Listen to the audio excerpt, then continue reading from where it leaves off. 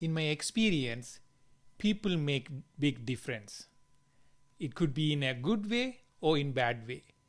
So I look for, when I'm hiring people or I'm working with the team, who are the good people there and who are the bad people. How do you determine the good people versus bad people? That is very interesting concept. There are various people look at it from their characteristic or their education or their upbringing. But I look at from a simple point of accountability. Hi, today I'm going to talk about accountability in Accidental Entrepreneur by Ruban. I have seen a lot of projects get well funded and go into the execution phase, and then it does not come out well, or it keep getting prolonged for so much time. Main reason what I found was the accountability of the people who are working on those projects.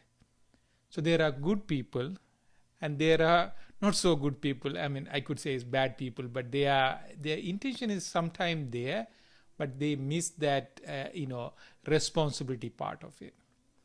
So for that, today I'm going to talk about two main topics. The first one is the trust but verify. What does it mean? When you hire a person, you looked at their qualification, they went through interview, you looked at the referral, they have done well. But in your situation, when they have started working on that, you are going to assign them to work on a module or some part of the project. So you need to trust them because you hired them and they are part of the team. You want to keep them as part of the team and you want to trust them. So you trust and give them project and ask them to go and execute to that. That is important part. If you don't trust, actually you should not have that person in your team. You should let them go. But once you trust them, it does not mean you blindly trust them and say, okay, take this project, come after 6 months, I will see how it goes. No. So that is the part. Second part comes is the trust but verify. Once you assign them the project, you need to continuously monitor them by verifying, like every 2 weeks or some timeline, or with some is given deliverable, are they delivering to that? So by doing that, trusting and verifying it, that's cycle, you will be able to make sure you're making forward progress. So in another part of that trust by verify is when there are going to be challenges in every project. So by working on it and understanding, and during the verification process, you work with the bigger, wider team, and there you go bring in other opinions. And some of the time, when you started going and working on the project, you may have to do some pivoting or changing the project.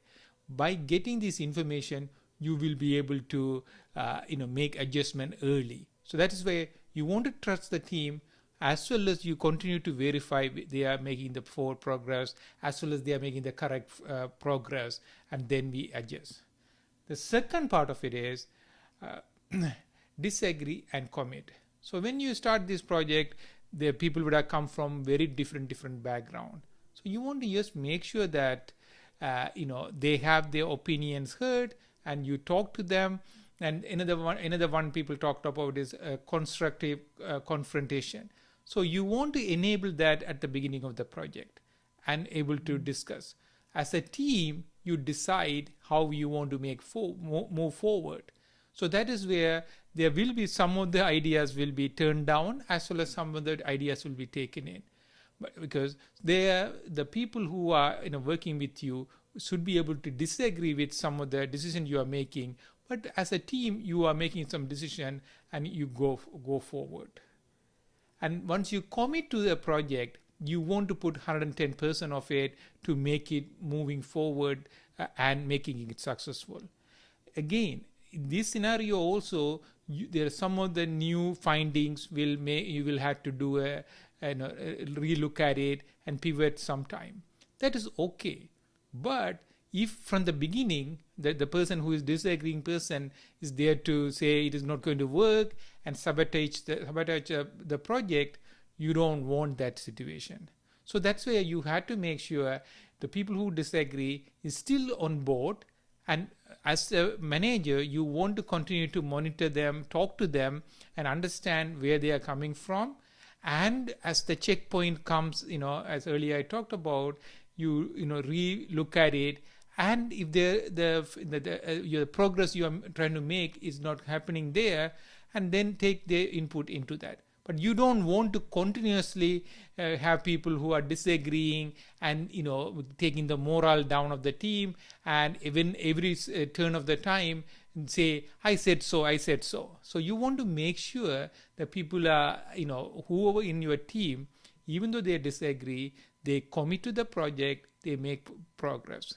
By doing these two things, it can be at actually two levels. One of them is at the employees level who are working on it. As the manager also, you want to make sure, build the trust, and when people commit, you want to give them enough resources and support. But on the other hand, you want to appreciate their input also. But overall, the accountability part is each one of them at the manager level, at the engineer level. They take their responsibility and accountable for what they commit. And they, as a team, they need to make the progress going forward. And as I said, every checkpoint, you revisit all the assumptions, all the progress, and make the adjustment as the team, not individual. Because that is how, I will be talking about scalability and why the US companies are able to build billion-dollar companies. Because that is one of the biggest learning I had from, you want to trust, and verify. And then you want to be able to disagree and commit. And that way you will be able to make, big progress on big projects and learn from that and adjust on the next project. Thank you. Talk to you next week.